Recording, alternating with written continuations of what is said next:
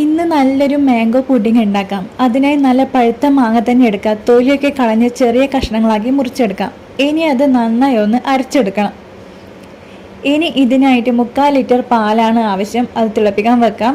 ഞാനിപ്പോൾ vanilla ഫ്ലേവറിലെ custard പൗഡറാണ് എടുക്കുന്നത്. 3 ടേബിൾ സ്പൂണാണ് എടുത്തിട്ടുള്ളത്. നന്നായി മിക്സ് ചെയ്തതിന് ശേഷം പാലൊക്കെ ഒഴിച്ചു കൊടുക്കാം.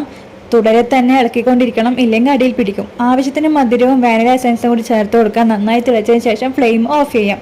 പിന്നെ തണുക്കാനായിട്ട് മാറ്റി വെക്കാം.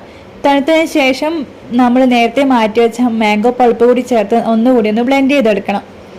ഇനി ഇഷ്ടമുള്ള പാത്രത്തിൽ ഒഴിച്ച് ഫ്രിഡ്ജിൽ സെറ്റ് ചെയ്യാൻ വയ്ക്കാം. ഫ്രീസറിൽ വെക്കേണ്ട കാര്യമില്ല. അപ്പോൾ അലങ്കാരപ്പണികളൊക്കെ ഇഷ്ടമുള്ള പോലെ ചെയ്യാം. സംഭവം അടിപൊളിയാണ്. അപ്പോൾ ട്രൈ ചെയ്ത് നോക്കാൻ മറക്കരുത്. വീഡിയോ ഇഷ്ടപ്പെട്ടാൽ ലൈക്ക് ചെയ്യുക, ഷെയർ ചെയ്യുക, സബ്സ്ക്രൈബ് ചെയ്യുക. പിന്നെ ഒന്ന് ഫോളോ കൂടി ചെയ്യുക. മറ്റൊരു വീഡിയോ ആയിട്ട് വീണ്ടും കാണാം. ബായ്.